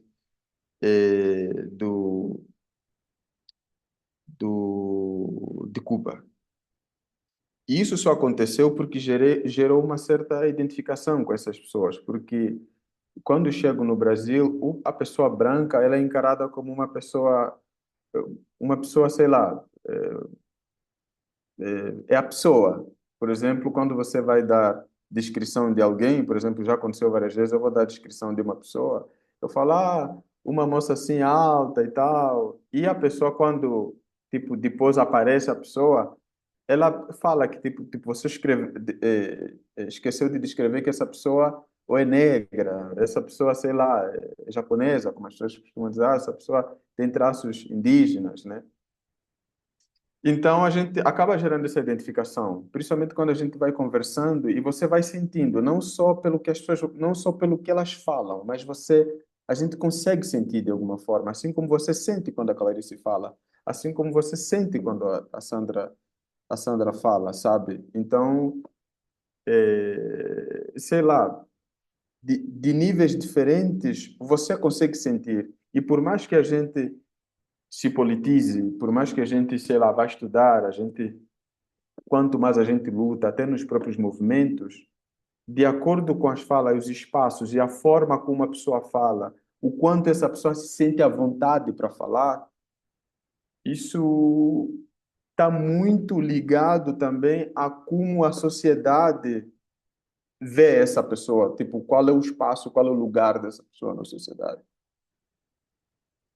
Eu sinto que tem existido uma aliança muito forte, sim, principalmente porque nos últimos tempos esses debates têm se tornado cada vez mais fortes na internet. Então, muitas pessoas, por exemplo, muitas pessoas amarelas, elas têm procurado também, sei lá, saber mais, se entender mais. Então, muitas violências que muitas pessoas sofriam e nessa coisa, porque é uma coisa que eu, conversando com muitas pessoas amarelas e tal, elas vão falando, tipo, quando eu tô aí, eu sou clara demais para ser negra, eu sou escura demais para ser uma pessoa branca, sabe? Então, há sempre essa procura, sabe? Sempre uma tentativa de fuga e tentar ver qual lugar se sente confortável. Então, acho muito pertinente esse debate, sabe? E eu sinto que tem havido, sim, uma aliança muito forte nesse sentido, mas é importante que essa aliança seja, de alguma forma, muito mais afetiva e de entender que o que tem acontecido, tipo, muitas dessas pessoas, elas há uma luta muito grande interior antes de tudo isso, né? Tipo, o que a gente vê pelas ruas que acontece, o que acontece, porque também tem essa questão de classe, por exemplo, que acontece nas periferias. Acabaram de mencionar aqui, por exemplo, foi muito mencionado o caso que aconteceu com o imigrante lá um imigrante senegalês que foi assassinado lá no Brás. Então, e aí você vê às vezes o policial também que comete essa violência. Então, há um problema muito grande, tipo, até na própria conscientização dessas pessoas, sabe? E o que acontece no final é só resultado de uma coisa muito maior, assim. Então, é isso, acho que o meu tempo se esgotou. Então, vamos seguir para as perguntas. Muito obrigado. Antes das perguntas, muito obrigada, Paulo. Eu quero passar a fala para Vera Campos, para finalizar essa fase de falas com chave de ouro. Vera Campos, da Mobiliza Saracura Vai Vai. Pode ser? Por favor. Oi, gente, boa tarde. Tudo bom com todos? Em primeiro lugar, agradecer em nome da Mobilização Saracura Vai Vai ao convite, estendido à mobilização e a todos os integrantes. Somos um grupo de pessoas voluntárias que trabalha em pró à memória da população preta aqui no bairro do Bexiga. Então, quero agradecer ao Museu dos Imigrantes, à mesa composta. Eu estou pensando muitas coisas sobre as identificações e, e essa solidariedade racista, antirracista, que você propôs aí na sua fala. Eu acho que ela já começa a acontecer aqui também, que é uma forma da gente se enxergar por essas várias etnias que compõem o mundo, e mais especificamente compostas aqui na cidade de São Paulo. Uma das falas, a Clarice falou que São Paulo parecia uma cidade bastante inclusa, e não é, né? A Sandra também fez esse comentário, né? Sandra, se não me engano. Não é, São Paulo é uma cidade muito racista, ela é múltipla e racista. É uma cidade, de uma certa forma, sem identidade com toda a pluralidade que aqui existe, né? Quando foi proposta essa reunião coletiva, pontuando o amarelo, eu fiquei pensando, né? Que amarelo seria esse? Porque eu luto muito pela questão de sermos pardos e sermos pretos. Para mim, somos pretos. E aí o amarelo, para mim, ele ficava muito mais pontuada para as questões indígenas e também orientais. E que eu percebo que no termo racismo, o que nos une é que não há diferenciação no racismo. o racismo, e na sua insignificância, ele atinge a todos nós da mesma maneira. Todos nós sofremos a questão das exclusões, da violência, da falta de identidade. Todos nós somos muito parecidos. Então, latinos são parecidos entre eles, todos. Não tem nacionalidade, não são peruanos, não são bolivianos, não são colombianos, todos têm a mesma nacionalidade. Indígenas também. Não existem as aldeias, as etnias indígenas, não, todos são iguais. E os nossos pretos também. Haja visto que quando a gente muitas vezes fica perplexo em ouvir falar fulano de tal foi preso, ou fulana de tal foi presa porque foi confundido roubando, matando, qualquer coisa assim. Aí você vai ver o fenótipo daquela pessoa que foi presa, não tem nada a ver com aquela pessoa que realmente cometeu o delito. Então, joga tudo no mesmo balaio e tanto de jogar no mesmo balaio e limita a uma insignificância. É como se assim, olha, vocês são todos iguais e todos vocês são capazes de matar, de roubar, de violentar. Nós não damos importância para vocês. Eu sou uma pessoa paulistana, eu nasci na cidade de São Paulo e eu nasci na Quebrada. Eu nasci em Pirituba e logo na minha maturidade eu já saí, aos 20 anos eu já saí de casa para vir morar mais para o centro. Dito isto, eu volto aqui a minha atenção para o território do Bexiga, que é a razão por eu estar aqui, de uma certa forma. Eu frequentei aqui aos meus 18 anos numa perspectiva cultural, única e exclusivamente. Agora, na fase adulta, mais especificamente a partir de 2023, 2022, eu passo a trabalhar aqui. Chego aqui no final de 21 e passo a trabalhar aqui especificamente em janeiro de 22. E aí, logo, meses depois, eu sou convidada a integrar o coletivo Saracura Vai Vai. Não sabia, na realidade, porque isso demonstra o quanto as notícias sobre nós, sobre a nossa existência, sobre a nossa valoridade, ela não se espalha, ela não é difundida. E aí que então eu fui tomar conhecimento que dentro desse território aqui, chamado Bexiga, existia um quilombo, o quilombo da Saracura. E antes desse quilombo existir, aqui era, claro, né, obviamente, escuramente falando, era um território indígena. E que, na formação desse quilombo, foi oriundo de pessoas sequestradas, escravizadas e muito maltratadas nas mãos dos colonizadores, fugindo dessa violência toda, chegavam nesse continente, junto aos indígenas nesse território. Esses indígenas curavam essas feridas através das suas sabedorias ancestrais, então com ervas, com cantigas, com rezas, e aí, a partir daí, então, foi se formando um quilombo. A partir daí, a gente tem, então, um território indígena e preto. Isso se deu durante muitos anos. Muitos anos. Até que esse quilombo ele foi desmontado, destruído em função do racismo.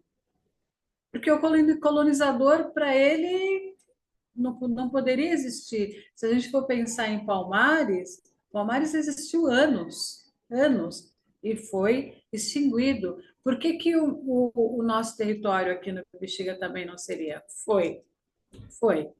Né? E aí, o que aconteceu com a população desse território? A população preta, ela foi se alocando em diversos espaços. Muitos morando em cortiços, né? Então, casas que abrigavam várias pessoas. A partir da década de 20, 30, veio a especulação. Chegaram também os imigrantes nesse território chamado Bexiga. Só que ele não poderia mais chamar Bexiga, ele era Bela Vista, né? Bela Vista por quê? Porque você deixa de ter a origem desse nome, você deixa de ter exatamente a identificação. E o povo preto desse bairro, em função das especulações imobiliárias, teve que sair daqui. Então, a gente tem muito contato com as pessoas que saíram daqui e que moram para a Zona Leste, para a Zona Norte, para a Zona Oeste, para a Zona Noroeste, para a Zona Sul, porque aqui não os cabiam mais.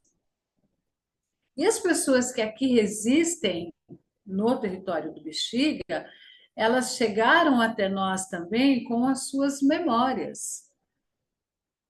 A Mobiliza convidou essas pessoas para visitarem o sítio arqueológico onde está sendo construída a estação de metrô, dita então, até então, 14 bis, e a nossa luta é para que ela chama Saracura Vai Vai, e eles estão denominando como 14 bis Saracura, então ainda estão aí não aceitando o fato desse quilombo, o fato dessa existência e o fato da existência de uma escola de samba também que ficou ali no território, ficou naquele espaço 50 anos.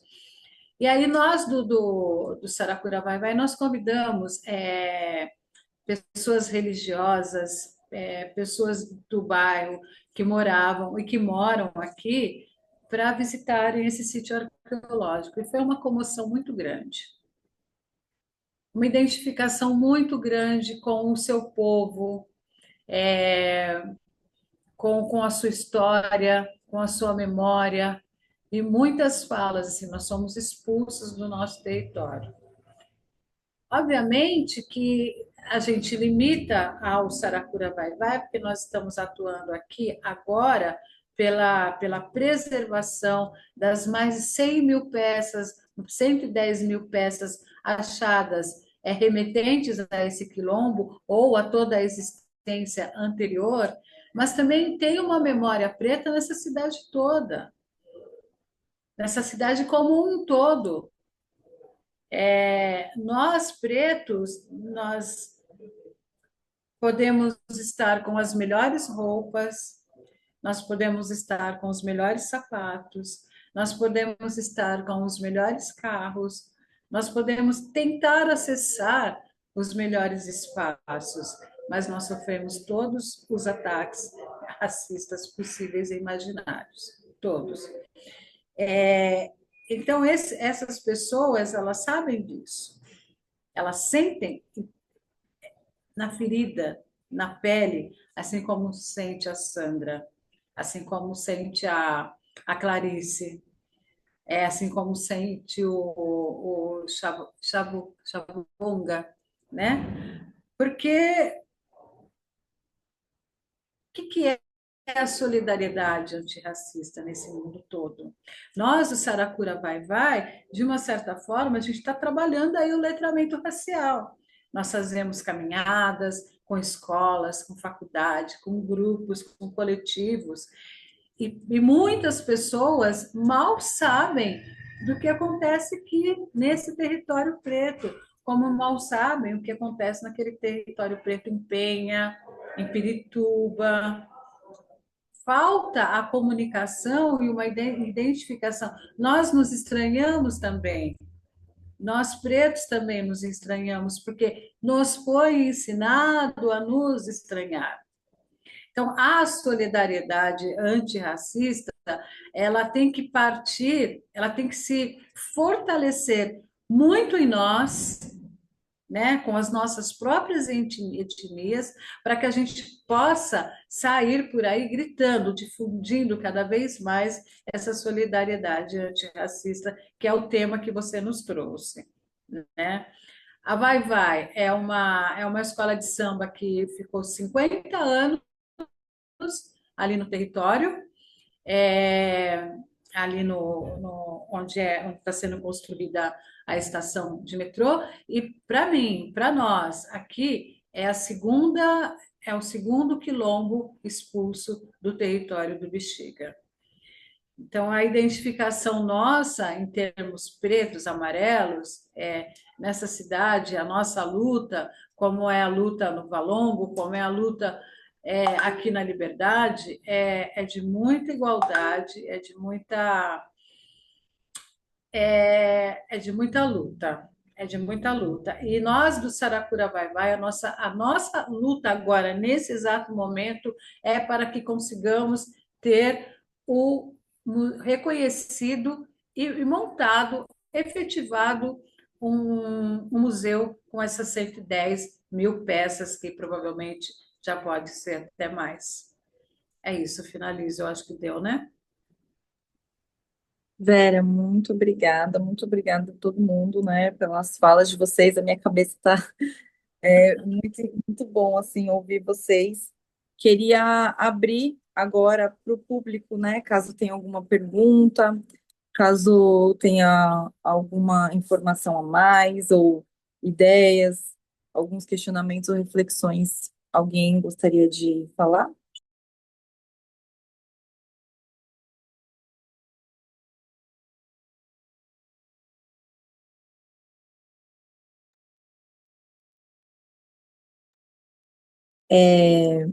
Bom, acho que por enquanto ninguém tem nenhuma pergunta, mas Rosemary fiquem. levantou a mão.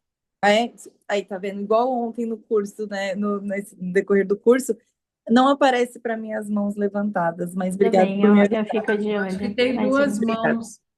Então, a Rose pode começar. O microfone está Seu fechado. microfone está Eu só fechado. queria pedir para tentarem de não estender para mais de 3 minutos, para várias pessoas conseguirem falar. Aí, se precisar, reescreve de novo. Ok. Boa tarde, tudo bem? Agora me ouvem, né? Bom, muito obrigada por todas essas exposições. Foram assim, a minha cabeça está igual a da Tati, assim também, explodindo. Quanta informação, que coisa incrível. E eu queria dizer agora sobre a fala da Vera, que eu concordo muito que São Paulo, apesar de toda a pluralidade, é uma cidade muito sem identidade e consegue ainda ser uma cidade tão racista, né? Diante de toda a pluralidade, eu acho que isso tem muito a ver com a nossa herança bandeirante, né? Aquela ideia de vender para o resto do Brasil a superioridade de São Paulo, né? São Paulo como melhor de tudo, né? Tendo o melhor de tudo. Acho que essa ideia que foi vendida ainda traz muitas consequências hoje, porque as pessoas não conhecem a verdadeira história, né, de São Paulo. E também concordando com a Vera, acho que a solidariedade é isso que a gente já está vivendo aqui, né? Essa luta, essa união antirracista. Queria perguntar para a Vera mesmo, ela falou em relação a ações, né? Quais são as ações? Porque acho que tem que ser tudo muito prático, né?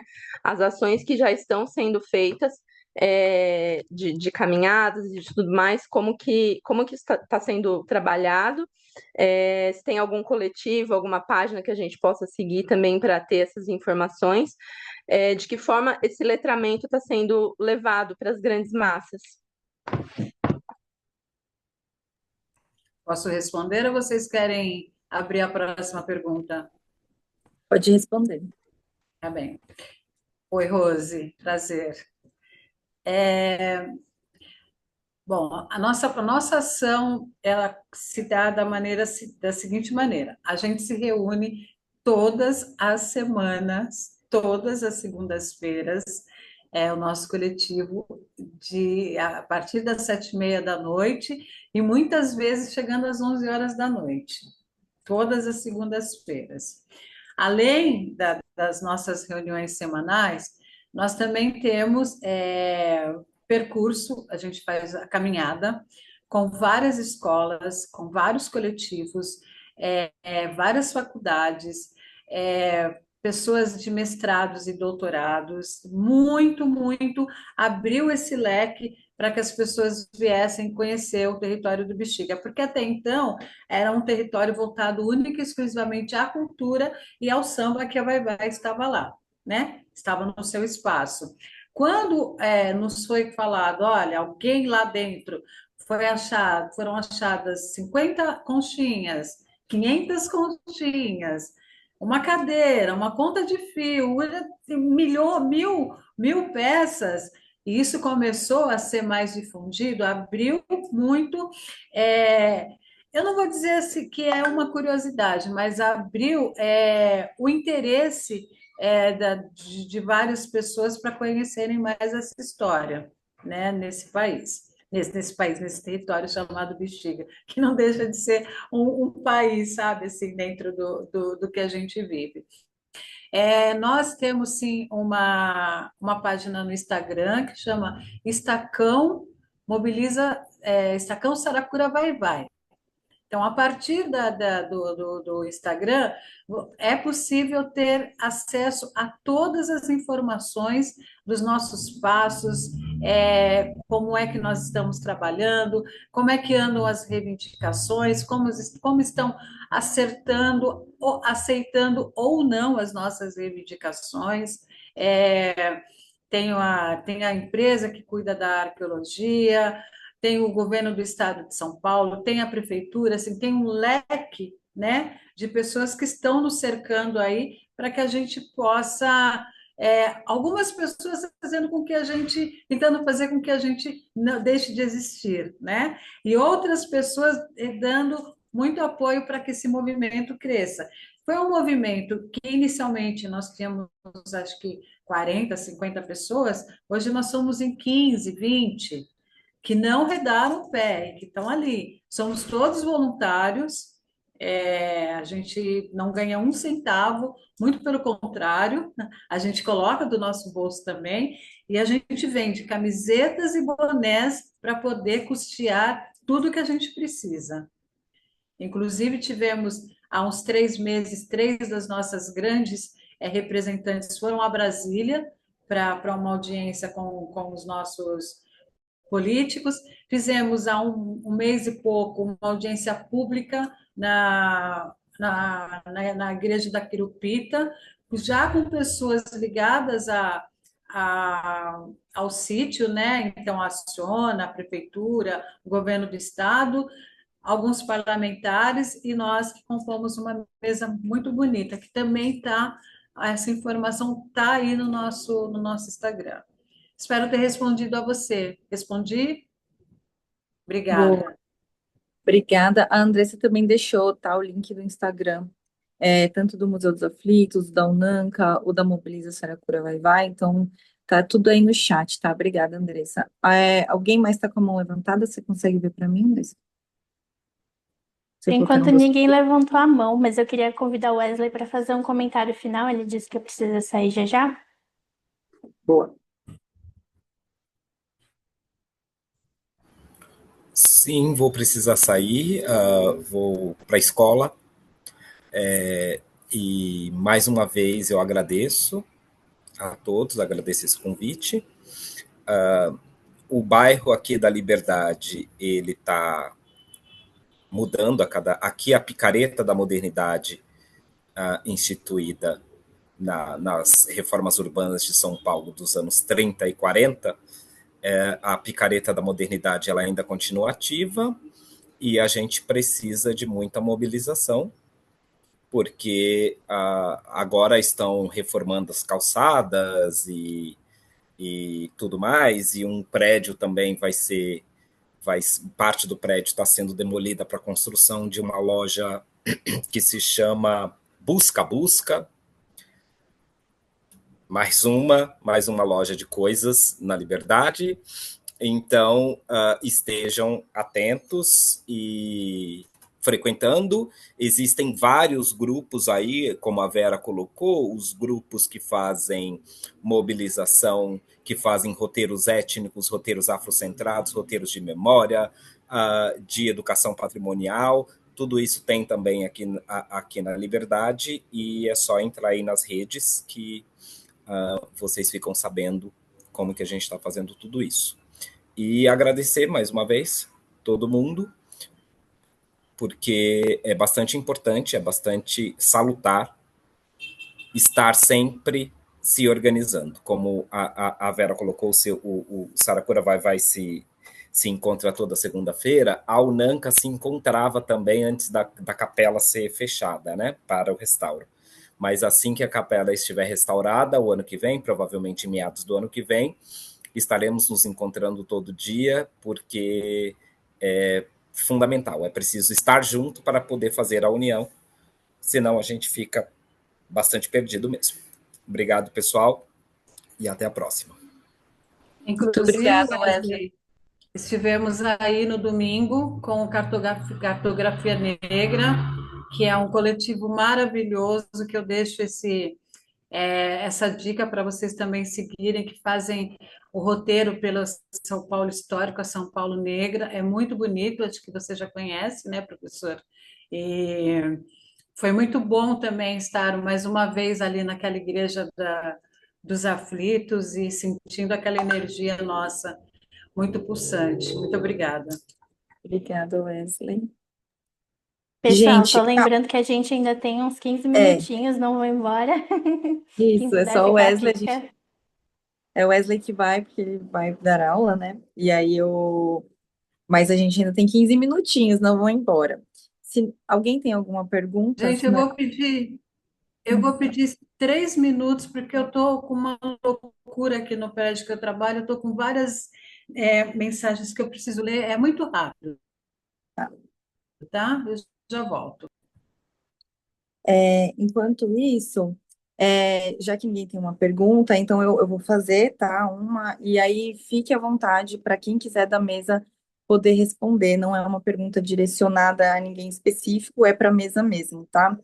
É, um dos objetivos também dessa mesa é a gente pensar numa construção de que táticas que a gente consegue articular para a gente conseguir movimentar, né, essa luta, essa aliança antirracista ou essa responsabilidade, né, como o Poro também nomeou, como que a gente, se alguém tem alguma ideia de como, né, porque aqui todo mundo já é mais articulado politicamente, né, nessa mesa, e aí, pensando nessas experiências, né, tantas essas experiências de união de etnias, né, acho que como foi a própria Vera que falou, né, às vezes a gente dentro da nossa própria comunidade, a gente ainda precisa se movimentar. A Sandra também comentou que às vezes até dentro da comunidade precisa, né, ter esse letramento, e eu também, né, nessa questão amarela, estou tentando trazer esse letramento racial amarela para as pessoas amarelas também, acho que por eu aqui também estou fazendo esse trabalho há um tempo,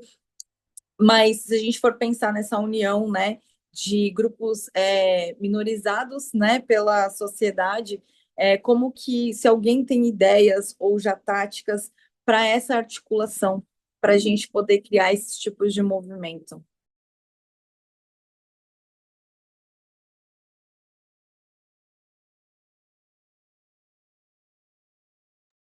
Não consigo ver se tem mãos levantadas, tá? Aí quem quiser já pode ser qualquer um da mesa.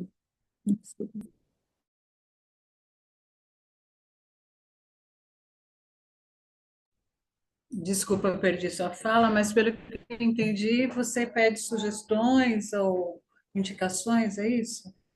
Ou uma sugestão ou algo que já tenha funcionado, né, dentro dos seus próprios movimentos, dos seus próprios ativismos, como que a gente pode pensar numa possível construção de táticas articuladas mesmo, né, que é um dos objetivos da mesa, né, dentro do próprio movimento, né, como eu falei, eu tenho tentado articular letramento racial, né, em relação à amarelitude, Poro também tem feito isso.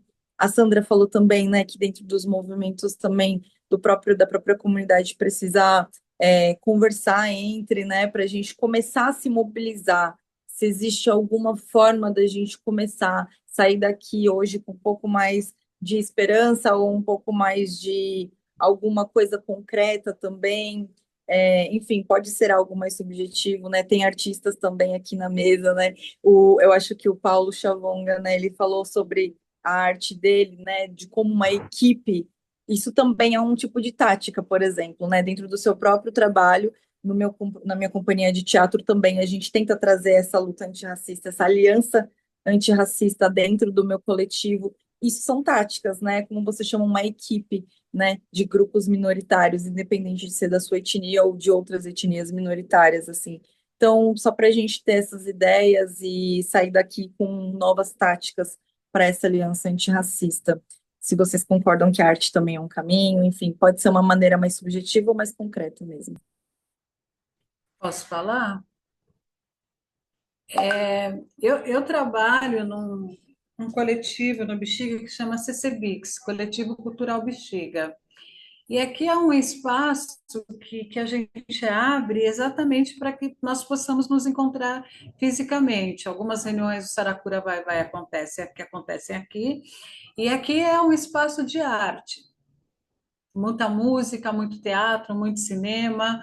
Eu faço parte do CCBix. CCBix é uma ONG a proposta dessa ONG aqui no Bexiga é exatamente com que todos os povos possam se encontrar e possam conversar, e daí surgirem ideias de coletividades, de produtividade, para que a gente possa nos fortalecer e, a partir daí, também difundir mais as nossas propostas até outros coletivos mais distantes, né? Porque a gente sabe que as pessoas que moram em territórios mais distantes, fora do grande centro de São Paulo, tem uma força muito grande, mas não consegue atravessar o rio. Da ponte para cá, não chega. A gente precisa ter acesso também a eles e eles a nós. Então, o coletivo Cultural Bexiga, o CCBix, ele é um centro, não vou dizer de acolhimento, porque a gente também não tem condições para acolher, mas a gente tem condições de trazer para perto para a gente poder discutir, se olhar mais no presencial e trocar, né? Trocar mais humanamente as nossas necessidades, as nossas conquistas, as nossas glórias, as nossas inglórias, as frustrações, as tristezas, as alegrias. Então, de nossa parte, no Saracura Vai, eu falando especificamente pelo o coletivo que faz as reuniões aqui, eu trago o CCBix também para se juntar a essa voz. Muito obrigada, Vera. Alguém mais quer comentar alguma coisa? Eu queria, eu concordo plenamente e gostei muito do que a Vera falou e queria só acrescentar, porque uma das estratégias assim muito viáveis que eu vejo, porque depende muito, tipo,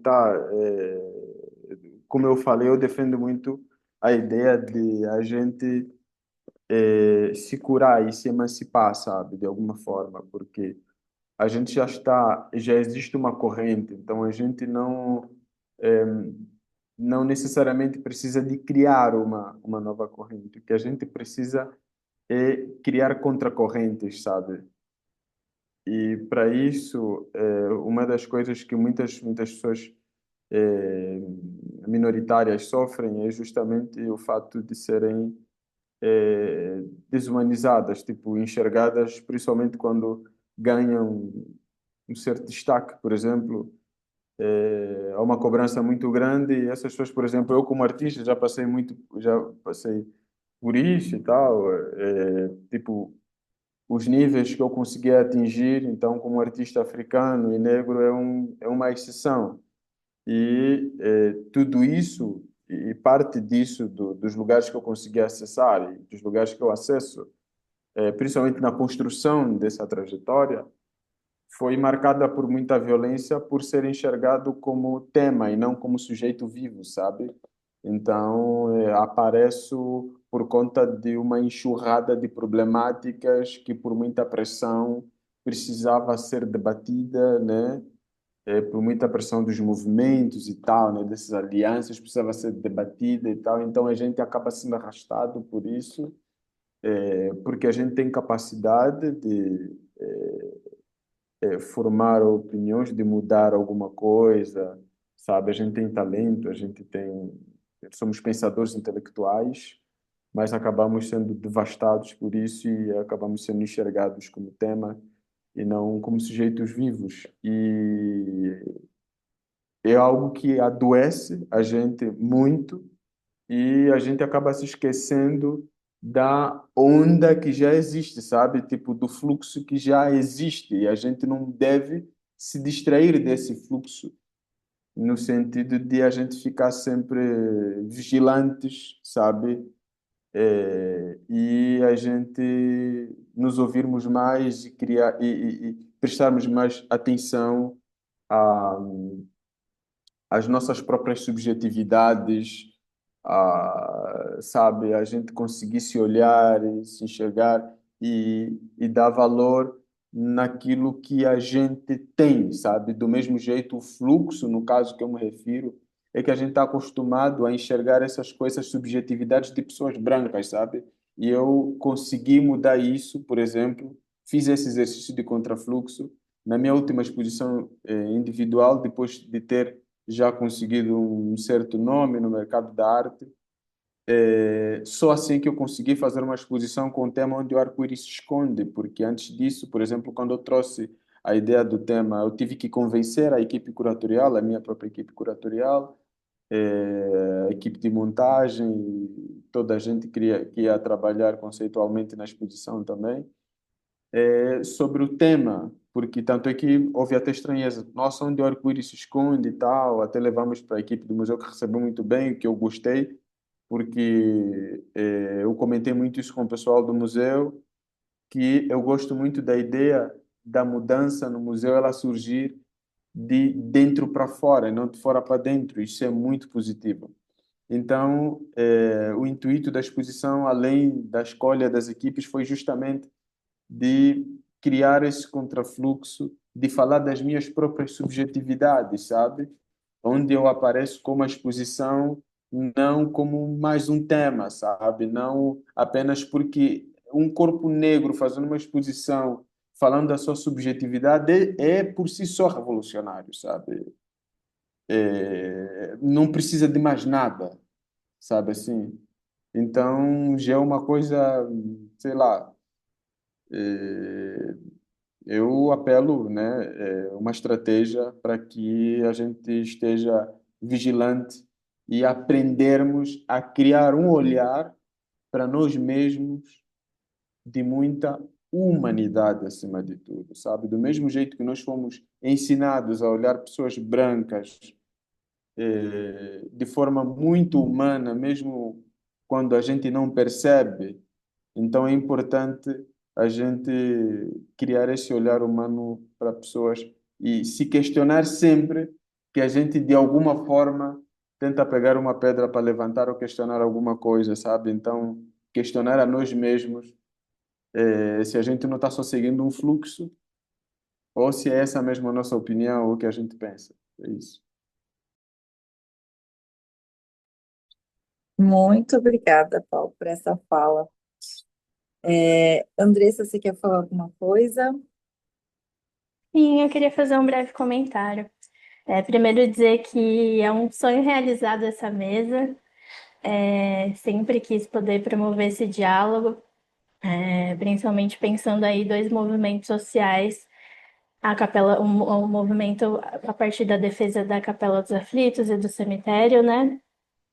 Que resultou na UNANCA e toda essa reverberação de conquistas e o Mobiliza Saracura Vai são dois grandes exemplos de como a defesa do patrimônio histórico e arqueológico tem esse poder de fomentar a luta, né?